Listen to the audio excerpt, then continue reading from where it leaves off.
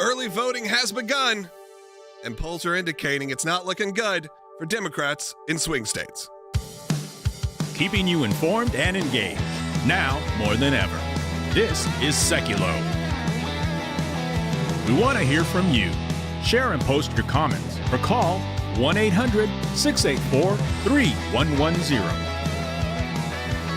And now your host, Logan Seculo. Welcome to Seculo. This is Logan Seculo, host of the show. Today, I'm going to ask you to give us a call right now at 1-800-684-3110. Early voting has begun in the state of Georgia as well as other states, and of course, Georgia is one of the big swing states. For here in Tennessee, starts tomorrow. So I have a question for you, and I know it's oddly controversial after the last election. We had some debate about it yesterday at the end of the show, but I'm going to give you this opportunity as well as people start to tune in, to start to log on, whether on YouTube, whether you're on Rumble, whether you listen on terrestrial radio, Sirius XM. You can call us in live. If it is, we do this show live each and every day from 12 to 1 p.m. Eastern time. You can work your way back from wherever you are. So hopefully you're watching or listening live right now. Give me a call if you plan, or tell me your plan to early vote or not. I want to know, what have you decided to do in your area? We know it was kind of controversial in 2020 because of the mail-in scenarios and all that came after that. But now we've returned a bit back to normal. I want to know, what are you going to plan to do? Give me a call at 1-800-684-3110. If you're in the state of Georgia, even better, as again, Georgia, one of those big swing states that opened up today. Georgia, as we know, historically has voted Republican in all but two of the last elections in the last 4 decades. That's for president. And the last time was Bill Clinton, and then, of course, Joe Biden took Georgia for the first time in a very long time. Obviously, a lot of that has to do with Atlanta. If you look at that, there's always a blue dot and a big sea of red. That's what it's like in Atlanta. Look, where we are in Tennessee, it's like Nashville or Memphis. There are blue dots in primarily red states. Now, for a place like Tennessee, likely those still go red. They still are Republican-centered. Georgia's a little bit different because so many people live in Atlanta. And so much has changed in Atlanta in terms of Hollywood moving in and everything happening, that you have a total shift in really the landscape of Georgia. And so many people have left. I'm going to say this. I think a lot of you have something to say because our phone lines have completely jammed in 3 minutes. So let's screen those calls if we can, as quick as we can. I want to get to hear from a lot of you. Later on in the broadcast, Rick Grinnell's going to be joining us. That's just in the next segment. So he's going to be talking about some of the early voting, what's happening right now, the dead heat polls that are coming out of some of these swing states as well as nationally right now, as we have seen some momentum shift. Now, was that shift a pro-Trump shift? Some of them. But what we've really seen is sort of a slowdown in Harris excitement. Now, what does that mean? How this shakes out? Rick Grinnell will be a great person to comment on that. We're also going to be talking later on in the broadcast, one of our ACLJ attorneys, Ben Cisney, who currently just stepped out of oral argument on that O'Boyle whistleblower case. You've heard about that. We're going to talk more about that with him, as it just happened. It was happening while we were prepping this show. We weren't sure if we were able to get him on or not, if the oral arguments would have ended. They have just ended, so we're going to be joined with him live. And look, we need your help when those kind of situations occur. You hear these cases. Again, we're in the D.C. Circuit Court of Appeals today. That's one step before the Supreme Court of the United States.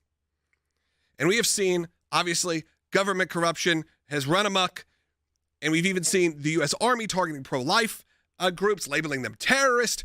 We have seen all of these whistleblowers come out.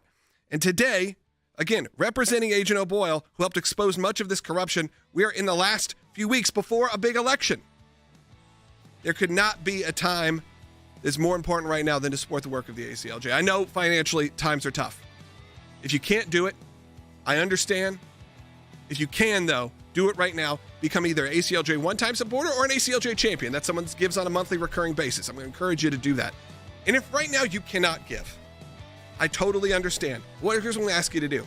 Whether you're on YouTube or Rumble or however you're following us right now, whatever that platform is, go on all of them, subscribe to the ACLJ channels, be a part of it, follow and share this show. It's absolutely free for you, and it helps us out tremendously as we are growing close to, just on YouTube, nearly 440,000 subscribers.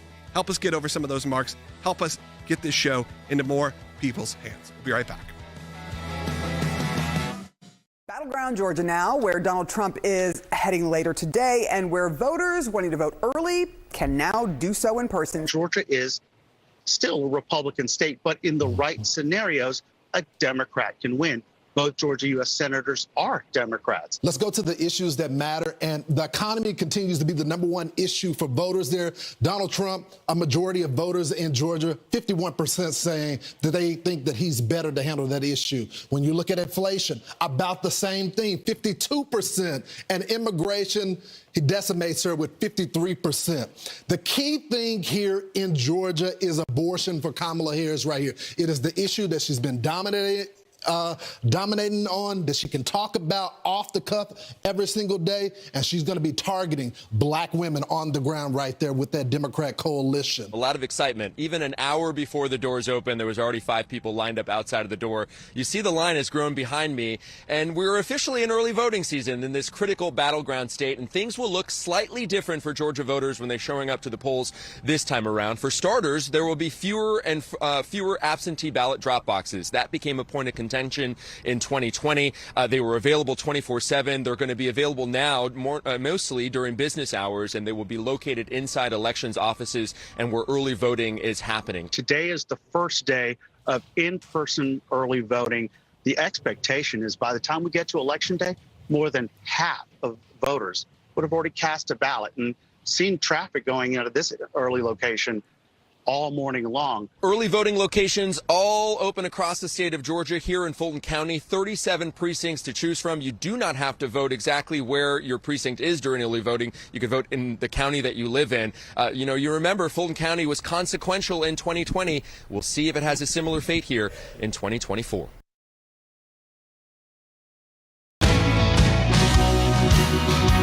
Back to Seculo. I told you to call in, and a lot of you did. So we're going to go ahead and start off by taking some of these calls. Early voting, as we said, has begun in the state of Georgia as well as many other states. Here tomorrow in Tennessee, it opens up. And look, Georgia's my original home state. I got a few home states. You've probably been like, Logan, I've heard you claim Florida. I've heard you claim Tennessee. I've heard you claim Georgia. These are all places I grew up. Virginia, New York. I spent a lot of time kind of up and down the East Coast. But Georgia's where I was born. It's where I first voted. My first 2 presidential elections, I believe I voted in the state of Georgia, at least the first one. So I'm very familiar with that scenario. I'm very familiar with that state. It's different than, when I visit now, it's definitely different than the state I left when I was 15 years old, but it's still there. We got a lot of calls coming in from all over the country. We're going to first start off with Michael, who's calling in the state of Florida, one of my favorite states, home state of Florida, who is an ACLJ champion. And again, that's someone who gives on a monthly recurring basis. And one of the little perks I offer, it's not like in the, the agreement, I just do this, which is if you tell our phone screener you're a champion, you get bumped up to the top of the list when it comes to calling in. So you may not be on hold the longest, but I'll put you up first because you are showing your monthly support. So, Michael, I appreciate it. Go ahead with your comment. Thank you. I'm usually the voter that votes Election Day, but this time I'm voting early, and I'm taking my kids, their wives, and we have probably 15 to 18 people coming with us early voting. I think that's a good plan. I plan on early voting this year. I've kind of gone back and forth. I like that. I know a lot of people like the electricity on Election Day. That's sort of fun to go and experience it. Because it is a little like, it's an American tradition to go on Election Day, vote, and get your sticker and all that. If I get my sticker tomorrow, I'm walking around going, okay, well, what am I going to do? I'm going to hold on to this thing for 2.5 weeks? But I think Michael is right, which is they're telling everyone to go vote early. You never know what's going to happen. He's in the state of Florida. We know the hurricane season is happening. We've seen what's happened in North Carolina. You never know what could stop you from being there on Election Day. Traffic, 4-hour lines. People have very busy lives. Stuff gets in the way. So as much as it is important to go vote, it is more important to make sure that you have the opportunity to vote. Like I said, early voting opens tomorrow here in the state of Tennessee. Do I think I'm going to vote tomorrow? Probably not. But will I try to do it before we get to Election Day? Yeah, absolutely. And I think there are some of those rules in here. It says, I'll pull those up, where you can at least vote for the next 16 days in the state of Georgia, with some counties even offering an extra voting day on Sunday, November 1st. And, of course, the following Tuesday, a week from then, we will have the general election. And it's going to be crazy, and it's going to get wild. And what I really hope and pray is that we have some answers fairly quickly, that this isn't another situation where we're 2 or 3 months from now still talking about it. But it very well might be. I think after 2020, all bets are off. And, of course, if you were there, if you remember. I deal with a lot of students now, so that they weren't there for it because they're all in their early 20s. But you may remember, the Bush-Gore years or the Bush-Gore election, and that also strung on for weeks and weeks. I think we romanticize a little bit these years where there was definitive victors, when there was a Obama or there was a George W. Bush. Those elections, or George W. Bush the second time, we kind of forget that obviously with Trump and Clinton there was issues. Trump and Biden, there was issues. There's issues, a lot of issues with Bush and Gore. And I'm sure historically, if you go back even further, there were times when it was like this. It's not that uncommon. But what I'm hoping for, just for the sanity of the country, is that we have some answers on election night, though I'm not going to be shocked if this goes weeks and weeks. But unfortunately, and it feels like technology and everything should move forward where we don't have to do it. Let's continue on with some of these phone calls. Let's see who we're going to go to next. Let's go to Karen in California. California's been an interesting state recently because you have President Trump making stops there, historic stops, as, again, a state that likely is not going to end up voting for President Trump. But he knows also there's a lot of areas, a lot of red areas, where down ballot. That's important. You want to have support out there in California. And we obviously know that it's a Democratic stronghold, so you don't necessarily always hear from that candidate as well. But Karen, you're on the air. Hi there. So I was told to go ahead and take my ballot that I get mailed in the mail straight to the voting polls and go ahead and surrender them there and then do a new one right there and put it into the machine right away. What happened to a friend of mine and her husband, who happened to be Republican, but anyway, they had signed theirs. They had taken it. She had taken it to the clerks, put it in the mailbox, and it came back later that they were disqualified because their signatures did not match. Didn't match. Yeah, I think, Karen, we hear that a lot, actually, with the mail-in voting and with even absentee voting, which is once they actually go through the process of doing it, a lot of ballots are thrown out because signatures don't match on your ID. And look, I can tell you, like, my driver's license signature, I think I did when I was, here in the state of Tennessee, like when I was 18. I'm now 38, 39 almost.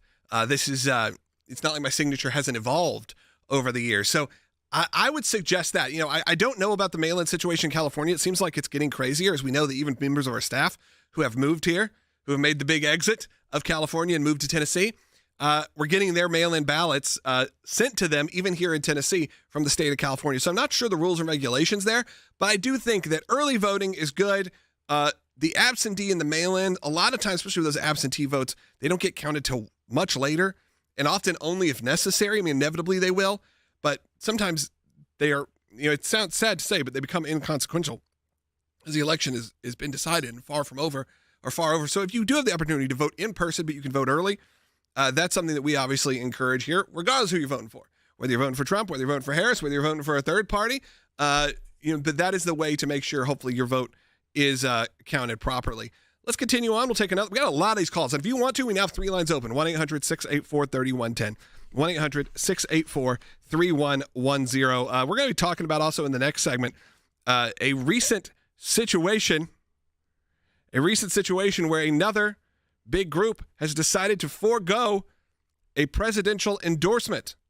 Okay, we've seen some things like the unions, maybe they've supported President Trump or they've decided to not throw their hat behind the Democrats this time. Well, there's another big group, and it's maybe unexpected, and we'll talk about that one coming up in the next segment.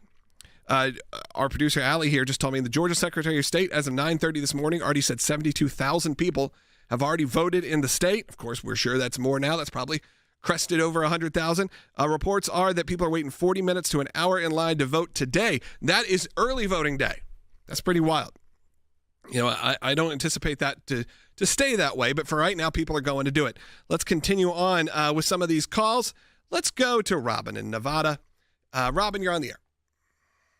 Hey, thanks for taking my call. Me and my husband, we always early vote. We always walk to the place and walk in. We do it every season, every voting season. Yeah, I think that's a good way to do it. And I like some people we bring our kids to do that. Some area school gets out, not in I think it's probably some public schools that are used as polling places. if you can, if you have the opportunity to take your kids. I always enjoyed that as a kid, to go and to learn. They used to have setups where you could even like pretend to vote in the corner. I don't think they still do that anymore. It's much more efficient. This was when it was still paper ballots, and you would go and they even taught you how to do it. Like, here's how you punch out the spot, or here's how you fill in the. Those are things that we're losing a little bit in America, especially when educating our children. And I know things are going to change. Obviously, it's changed dramatically since I was a kid, when it started as paper ballots, moved to digital. Most of my voting life has been digital now. But I do think there should be that education of, here's what we're doing, here's why it's important. Teach your kids, your grandkids, here's why we do this, how you decide who you're going to vote for. We used to do kids pick the president. We used to do that at school. They used to do that on Nickelodeon. They still may. When I worked there, they were doing kids pick the president. And they didn't always, a lot of times it did, because your parents influenced who you'd vote for, but it didn't always end up being the person who won. Always pretty interesting. I think we need to do that. Keep educating. One of the things we put out 4 years ago was a puppet video on our Bald Beagle YouTube channel, which is for children. It's a kids YouTube American history and social studies kind of channel that we have on there. Some great content that we produced. And one of them is a long form video of why the Electoral College is important. If we have time today, I may run that, because you may have heard recently in the news, people like Tim Walz and other people saying, hey, I think it's time we need to go to popular vote, abolish the Electoral College. The Harris campaign was like, we didn't say that, but he said it. And we think it's a good reminder, not just for your kids, maybe for you as well, of why we don't live in a country where it's all dictated by popular vote, because you want to be represented across the country. We only got about a minute left in this segment. In the next segment, we'll take some more calls at 1-800-684-3110. Again, 1-800-684-3110. And we're going to talk about that PAC that decided no endorsement. Now, the reason they decided no endorsement may shock you, may not. It's not necessarily positive, I'll say that. It's one that hopefully you disagree with their position. But you know what? It doesn't help the talking points that the Democrats have been pushing, and they're not necessarily I'll just tease it. I'm just going to leave it at that. We're also going to hear from one of our ACLJ attorneys, I believe coming up in the next segment as well, Ben Cisney, who just got out of court. The oral argument just finished on that big FBI whistleblower case.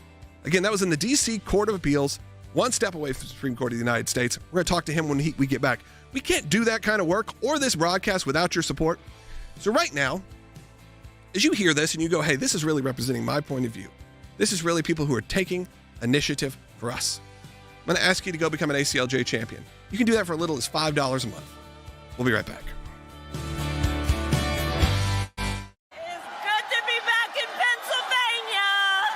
Overnight, both presidential candidates in Pennsylvania. We win Pennsylvania, we win the whole thing. Yes.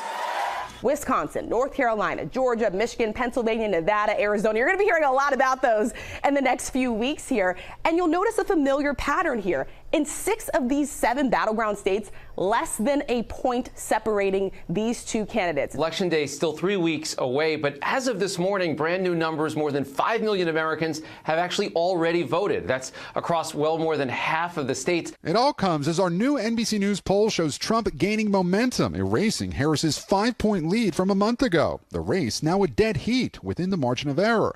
And asked about the Trump administration's policies, more Americans said those policies helped them, while more Americans describe the policies of the Biden-Harris administration as hurting them. 43 positive for Trump, 43 positive for Harris. Only a very negligible difference there, both with a high negative rating. But a month ago, it was different. A month ago, Trump's ratings were still very low, but Harris, look at this, had a 48 positive, 45 negative. 59% of Americans who say that the economy is getting worse. 23% of Americans say that it's getting better. And our new NBC News national poll finds that more voters said abortion is the one issue, an issue that could solely determine their vote and who they vote for in this election, even ahead of immigration and the cost of living. Who would do a better job on immigration and the border? By a 25-point margin, they're saying Trump. But that issue of abortion, which again, more voters say that could be singularly decisive for them than any other issue.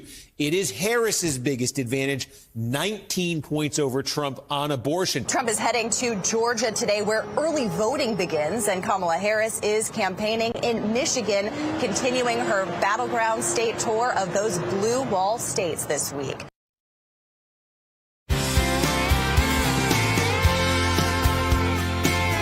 Welcome back. I'm going to encourage you to keep calling at 1-800-684-3110. If you're on hold, whether you're James, Richard, Lewis, or Pauline, stay on hold. We're going to get to you coming up in the next segment, so stay tuned. We also have a couple lines open. We are now joined, though, live from Benjamin Cisney, Senior Counsel for Litigation and Public Policy at the ACLJ, who just, minutes ago, stepped out of court, the D.C. Circuit Court of Appeals. Ben, a lot of people have heard the story of Garrett O'Boyle. We've talked about it many times here, but maybe give a brief background on this case and then what happened today. Glad to be on, and forgive me if you hear street noise in the background. As you mentioned, we just got out of court. But basically, in a nutshell, Garrett O'Boyle was an FBI special agent that made protected disclosures to Congress, whistleblowing, and that's protected by the law. And then over the course of a year, but then the FBI suspended his security clearance and then suspended his employment, and basically has left him in limbo ever since, I think going on about 2 years. And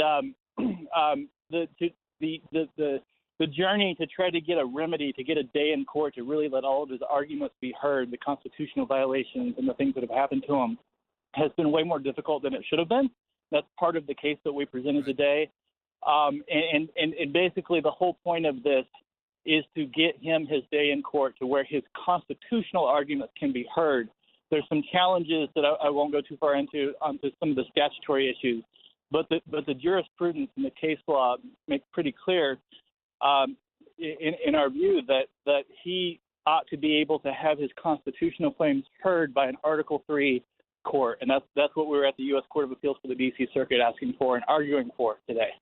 And this is why it's important to have members of the ACLJ team always listening, always watching what's happening right now, because we got involved in these whistleblower cases very early. And again, as you said, these processes are not fast, unfortunately. Unfortunately, we live in a society where it's not always just.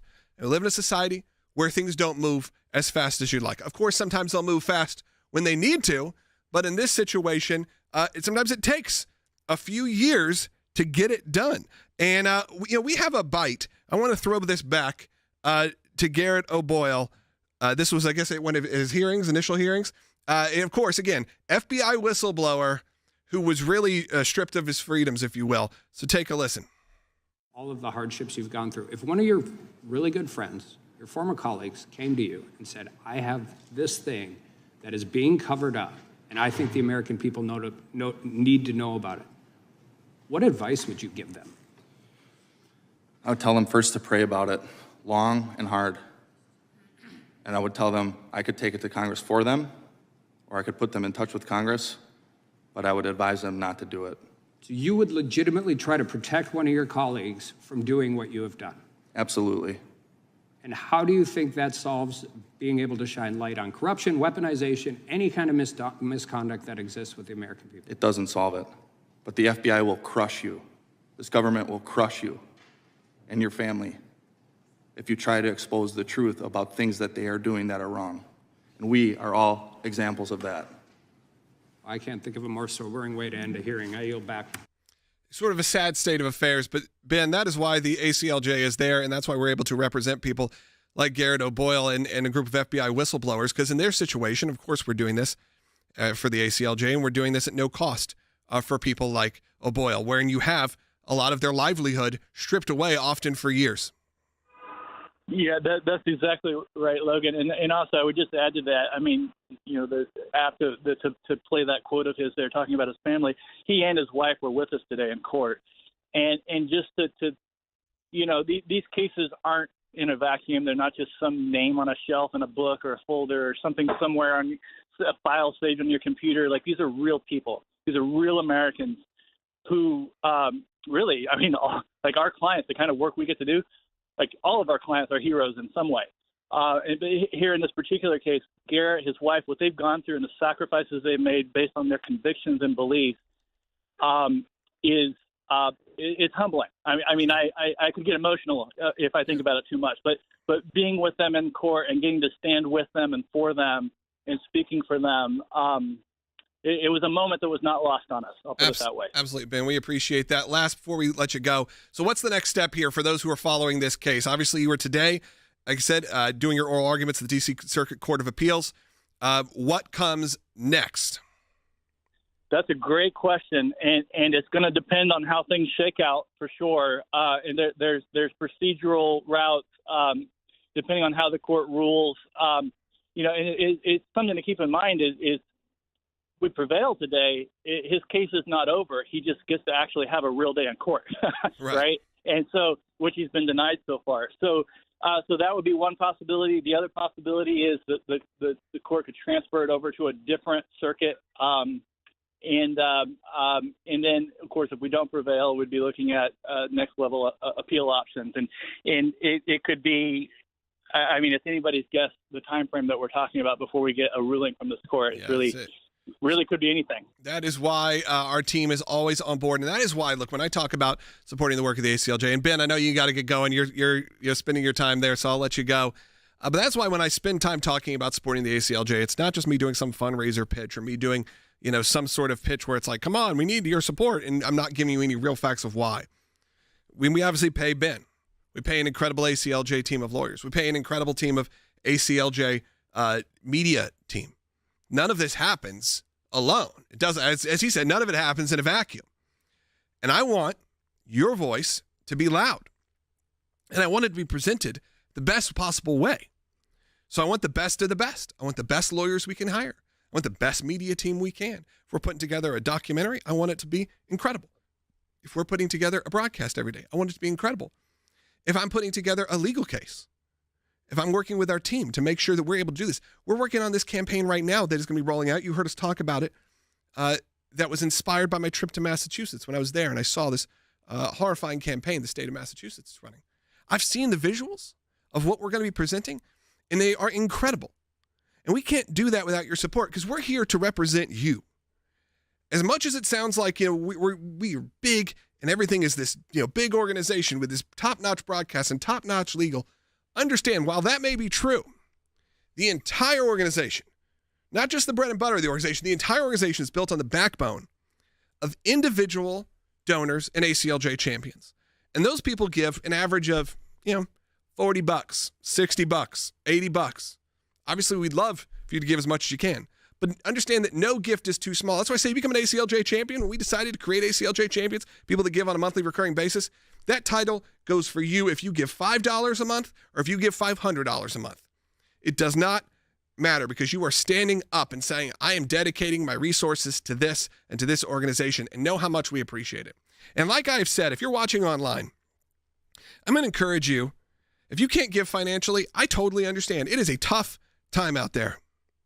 But here's what you can do. If you're watching on YouTube, hit that thumbs up and hit that subscribe. It sounds silly. You're probably like, my kids say that, my grandkids say that, but you have no idea how much it helps to get us into people's algorithms so they see it. If you're on Rumble, same thing. Hit that follow or subscribe.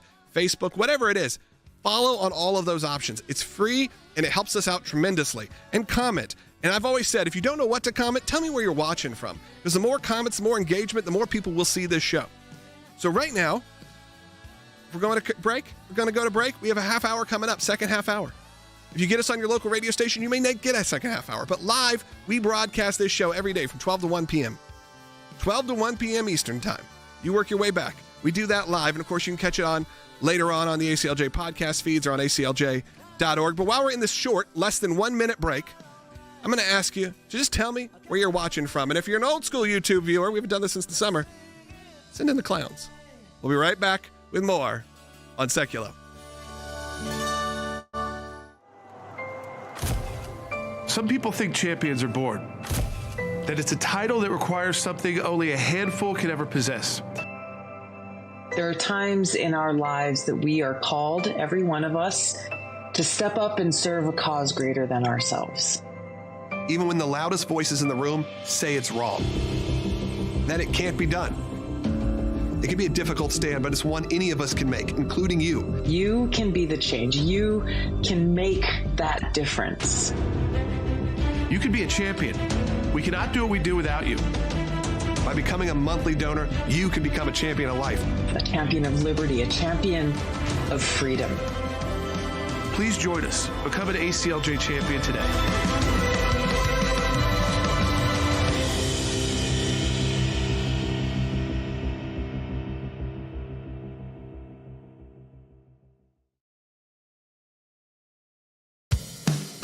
keeping you informed and engaged. Now more than ever. This is Seculo. And now your host, Logan Seculo.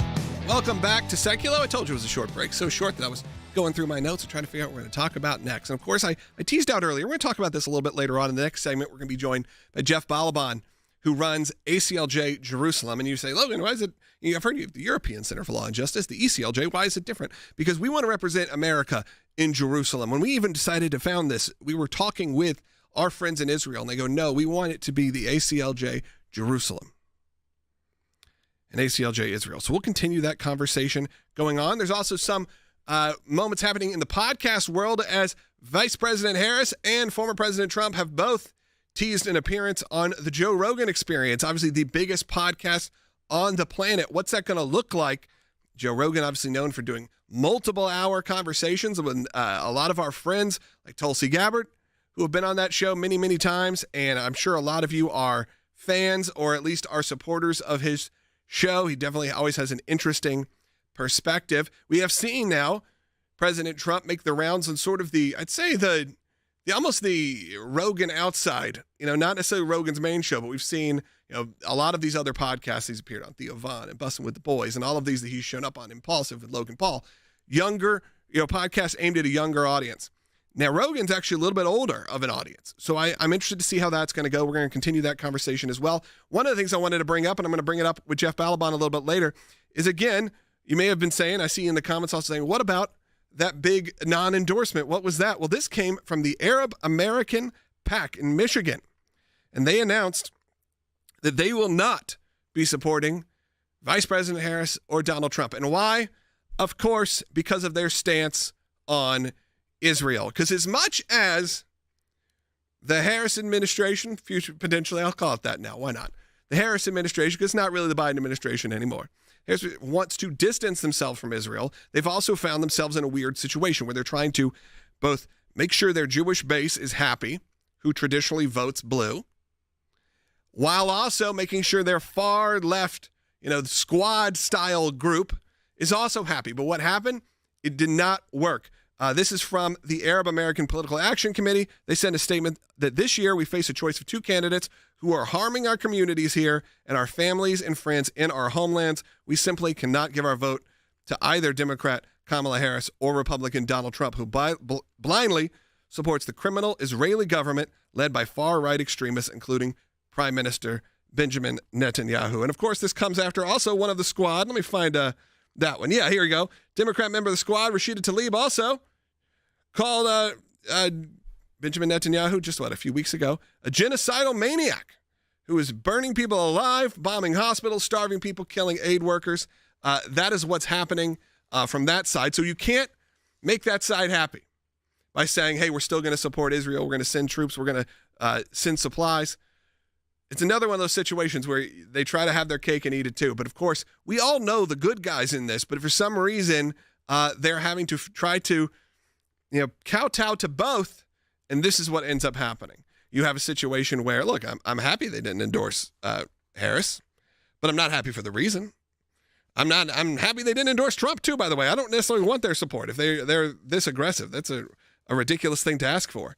But what I don't want is essentially hate for the Jewish people and hate for Israel to continue on like it's been happening all throughout the last 12 months. I mean, obviously it's been happening for millennia, but the last 12 months more aggressively here in this country. I'm asking you to give us a call as we head into this next segment. Jeff Balaban is going to be joining us. We're going to discuss all that's going on in Israel, as well as how you can support and help us. We have phone lines open, 4 lines open right now, 1-800-684-3110. Still taking questions. If you want to tell me how you're going to be voting, whether you're going to be early voting, voting on election day, why, give me that information, why you've decided, or maybe you're voting absentee, maybe you're doing mail-in. I'd love to hear from you and your reasoning. That's at 1-800-684-3110. Again, if you're watching on YouTube, I'm going to ask you to hit that thumbs up and throw in a comment as well. Love seeing all those clowns, and I love seeing where everyone's watching from all over the world, not even just the country. Pretty amazing. Give me a call, 1-800-684-3110. We'll be right back with more on Seculo.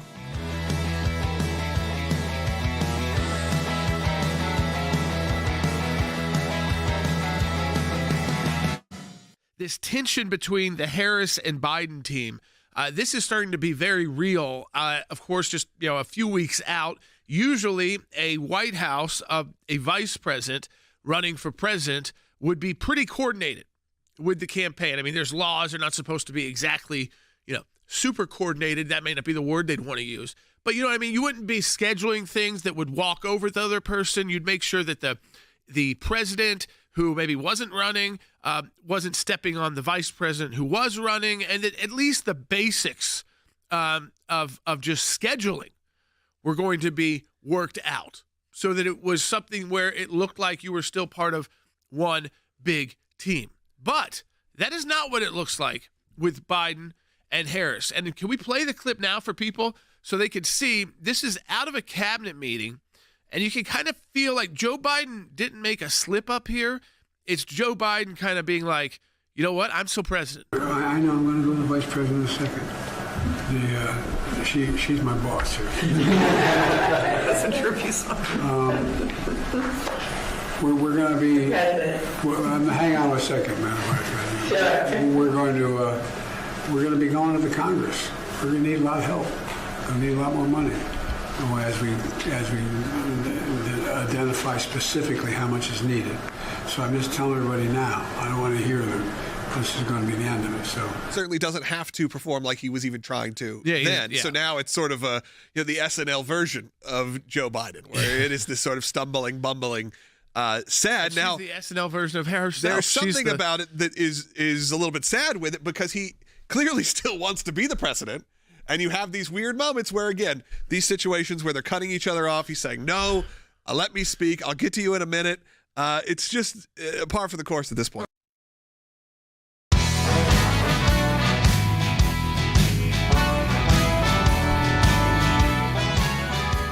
Welcome back to Secular. We are joined by Jeff Balaban from ACLJ Jerusalem. Jeff's on the phone. I'm just let you know, if you're one of our viewers, you're like, hey, I usually like to see Jeff, but we're having some issues with Zoom and Skype today. So Jeff's on the phone today. So I just wanted to give you a heads up for that.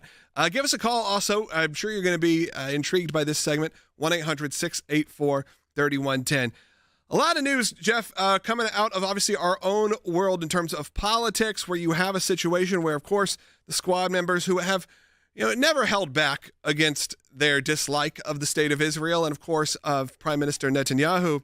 But you had Rashida Tlaib calling Prime Minister Netanyahu in a tweet yesterday, in an X post, if you will, a genocidal maniac who's burning Palestinians alive, bombing hospitals, starving people, and killing aid workers. When will our country stop funding the madness? When? This also comes from a moment where you have the Arab American PAC say, we're not endorsing either of the candidates because they're both pro-Israel.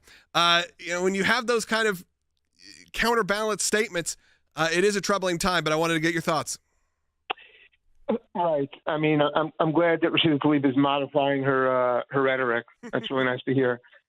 Look, the truth is, you think back 10 years ago, this kind of rhetoric would have been unimaginable, but we have lurched so far. So I want to say, the real problem is that there are not a handful of genocidal, Jew-hating terrorist shills who are sitting members of Congress. The real problem is that they've been normalized and embraced as opposed to stigmatized and ostracized by the Democrats as a party. That they're bringing into our country waves of jihadi maniacs who are voting people like this into office, and that they feel so strong that rather than say, look, we've made gains here, they know, these maniacs, that the more anti-America, the more anti-Semitic they are, the more anti-Christian they are, the more direct they are about it, the more they refuse to play ball, the more the Democrats will kowtow to them. At some point, this has to stop because it's destroying our country. It's making it so dangerous. We just got out of the Jewish High Holy Days, and I found it very fascinating. I was talking to some of my friends in Hollywood who typically post, even the ones who are not Jewish, will post a celebrating Jewish New Year or Yom Kippur, or they'll post about this. They'll put up an Instagram post. And the ones that did this year told me they all had to, within seconds typically, shut off the comment section because it was inundated with people. Again, these weren't political posts. This wasn't a post about the war. This wasn't a post about Gaza. And that is where the anti-Semitic part of this becomes a little clearer. Because, again, it had nothing to do with that. You could disagree with the war in Gaza, but that's not how it's portrayed. Because as soon as they say, celebrating with my Jewish friends and family, all of a sudden it's, every comment is, you're supporting genocide, free Palestine flags, watermelons. It seems like it's the continual thing. And people are running into these issues because they also don't want their families threatened. That's right. Look, we link together two terrible ideologies. We link together this Islamist, which is not all of Muslims, but this Islamist. You see, there are Muslim countries who are making peace with Israel who actually are fighting these Islamists, right? Fighting the Muslim Brotherhood. You see this Islamist ideology has joined force with woke ideology. And so now, based on woke ideology, you are evil based on your identity or you are good based on your identity. So they've decided that all Jews must be evil, and therefore to even be, which is perfect because Islamists want all Jews eradicated. They're very clear about it. So, it's also important to note that when the left uses phrases like genocidal or violence, et cetera, they're always projecting what they actually want and actually are engaging in.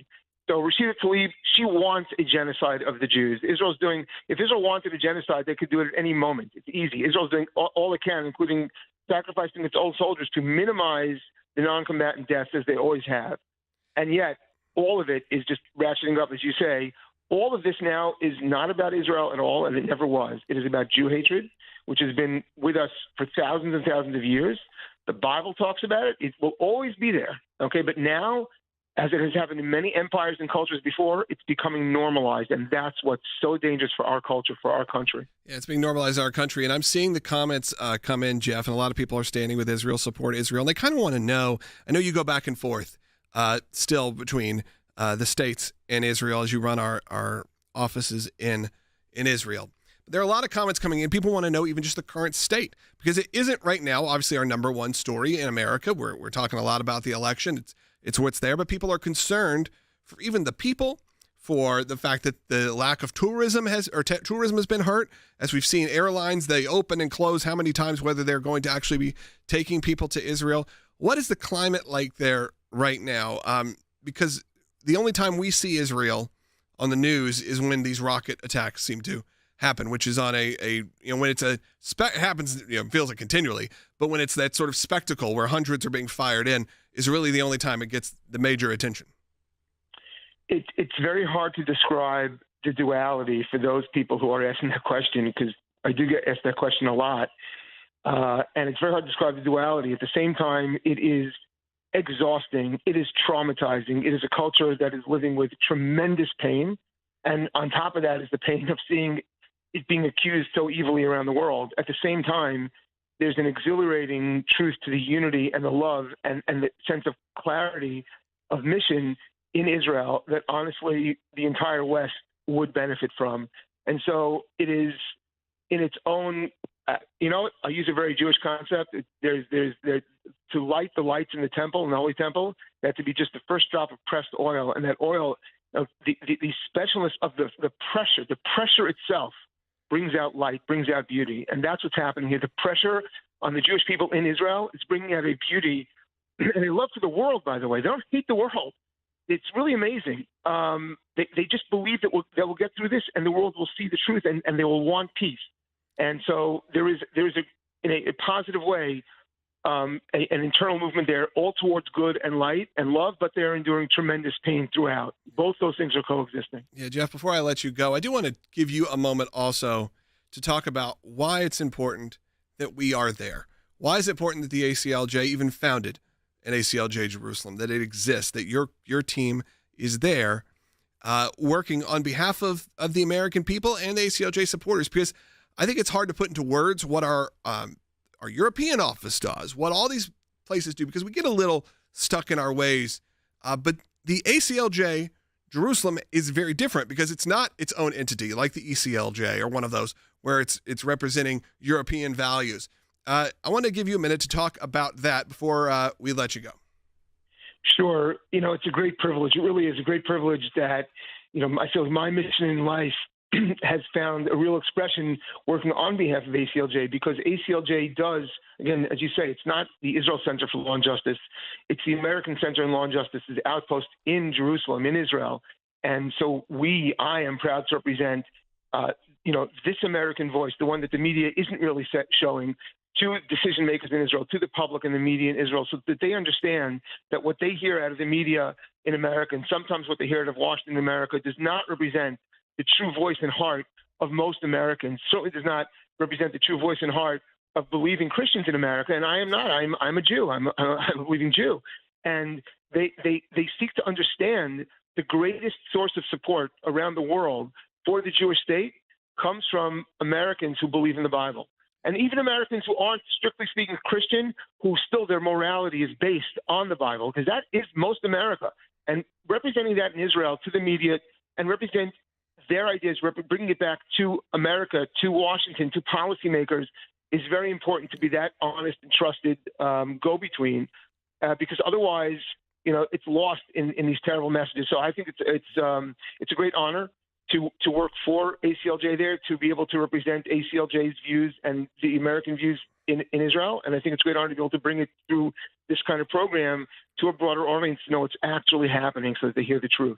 Thank you, Jeff, for joining us today. We always appreciate your insights. And again, pray for Jeff, pray for the ACLJ Israel office and their team in Jerusalem, because it is something that is very important, obviously, to our supporters. I'm seeing just incredible comments coming in, comments on YouTube that warm your heart, because a lot of times, even on the right, we have seen a push. Now, thankfully, there's been a major pushback, and I am very thankful to see that, because there was a moment there, maybe a few months ago, where some of the commentators started to really push against supporting Israel. And frankly, I think that's just a horrible mistake. I think when you start separating yourself from your allies completely, and when you start siding with organizations that are there too, and governments that are really, they want your death and destruction, we'll make some big errors. So I'm thankful that we're there. I'm thankful Jeff is there and the ACLJ team, and I'm thankful for all the prayers. I'm seeing them come in on YouTube right now. And pray for the work of the ACLJ as well. I'm going to say that right now. Just pray for the work. Pray for the people that are involved. You just heard from Jeff Balaban earlier on. You heard from Ben Cisney, who just got out of court. And of course, our team here that's putting on the media side of the ACLJ each and every day, all day, all into the night. So again, I'm going to encourage you to do that, is just to pray for our organization, pray for the people involved, pray for this group of people, because it is it can be heavy sometimes. There's going to be some heavy days, and we got some heavy weeks coming up. But we do have three lines open. I'd love to hear from you at 1-800-684-3110. Pauline, friend George, stay on hold. We'll get to you. And if you have a call or a question, either related to any of the topics or telling me how you're voting, go ahead and do that right now. Kind of the last chance to call in. We'll be right back with more on Secular.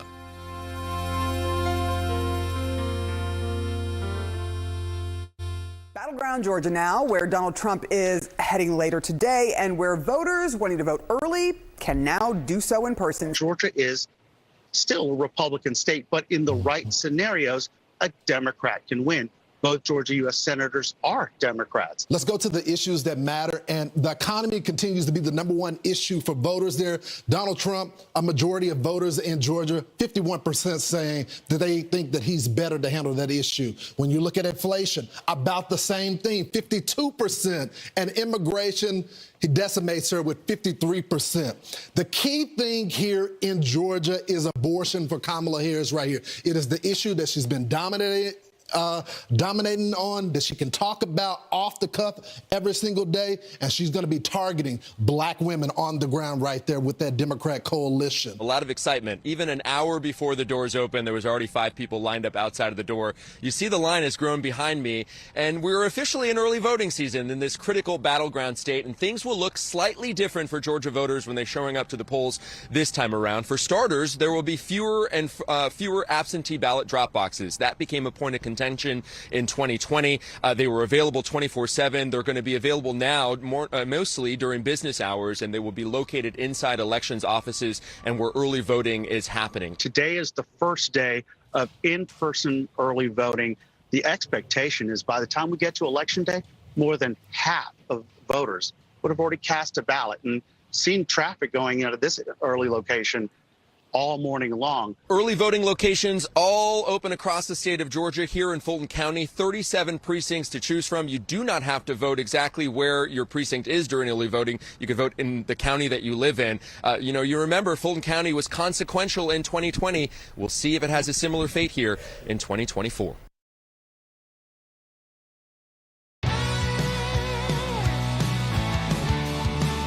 Welcome back to Sec Hill. Last chance to get your calls in. 1-800-684-3110. 1-800-684-3110. Let's go to Pauline, who's calling in North Carolina. Been on hold for half an hour, and I appreciate that, Pauline. You're on the air. Okay. My question is, I have an absentee ballot, but I don't know if I need to go back to North Carolina where we still don't have water and electricity. Yeah. But I don't feel safe about the mail-in ballot. I don't know why. I just don't feel safe about it. Pauline, I think that is an understanding thing, and we know that absentee ballots are typically the last ones that are counted. North Carolina is a very important state. Now, look, I'm not going to encourage you to your safety. Truthfully, your safety, I believe, is more important than a presidential election. So if you can't get to where you need to go, send in your mail-in ballot.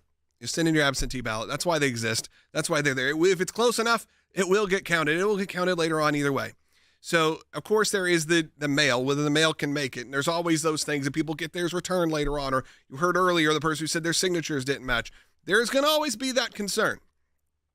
So, Pauline, I can't tell you one way or the other. Obviously, you have the opportunity. I think for most people, if they have the opportunity to vote in person, vote in person. Just because, again, you're seeing it physically. You're making that selection in person at a polling place. And a lot of times you are seeing that vote get registered. If you don't have that situation, Pauline, and you're in North Carolina, I'm encouraging you to do what's the easiest for you, what's the safest for you. So if you can, vote in person. If not, send in that absentee ballot because there are reasons why we have that. And this is one of those reasons. When the storms hit North Carolina, I thought about that. It wasn't the first thing on my list. Maybe the 30th. Oh, yeah, I wonder what's going to happen now when we're so close to the election. So I know a lot of you are thinking that way as well. Let's continue on with George, who's an ACLJ champion. Again, if you're a supporter, if you're an ACLJ champion, I'll bump you up to the front of the line. George, you are on the air. Thank you. I have both a challenge and an embarrassment for the Christian community in the United States.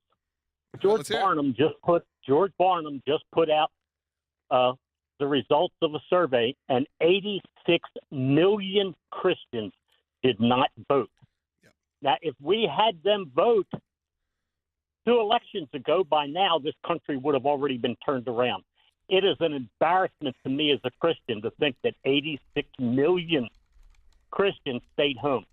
Yeah, I mean, look, George, it is not just and again, I appreciate your support in being ACLJ champion. It's not even just a problem with Christians. Obviously, that's who we're talking to a lot of the time, so I understand that. But I'm sure we can pull up the number. The number of people that don't vote who can is pretty wild. And I'm sure we can get that data here quickly of how many people who either aren't registered or just decide not to vote. And sometimes it can be because of the way media portrays all of this. When you make everyone into the devil, Kamala Harris, Donald Trump. If everyone's the devil, there are people in the middle, or not even people who are not that politically involved, who go, I'm out. I'm not interested in having this conversation anymore. And it's unfortunate, but it's true. And I believe the rhetoric really has hurt that. Rhetoric has really changed the way we judge. And here's the number. In 2020, 80 million registered voters. Registered voters, 80 million did not vote, according to our producer, Allie. I'm going to put it on her if she's wrong. According to that number, that's a wild number. But again, the disenfranchisement of America is also a big issue. Maybe the biggest issue. If you watch some of these debates, are you real motivated to vote for someone? Maybe not. If you're not so politically motivated, if you don't understand the difference in the issues, and maybe you are focused on personality, maybe you look at both of those candidates and go, I don't feel like they represent my country. And it's really unfortunate that we're there. And that's why sometimes you got to look at policy over a person. It used to be the other way around. I vote for the person, not the party. Now I feel like you have to vote for the policy over the person because you know what's happening also when you start really going after people who run for president, when they start becoming, imprisoned, or they start getting all of this this hardcore hate against them and their family, the good people who want to run no longer want to do it. Why would they sacrifice their life and their families? So we got to get better at that. And if not, we're going to see the same situation happen over and over again. Let's go to Daryl, who's calling in Canada. Daryl, you're on the air.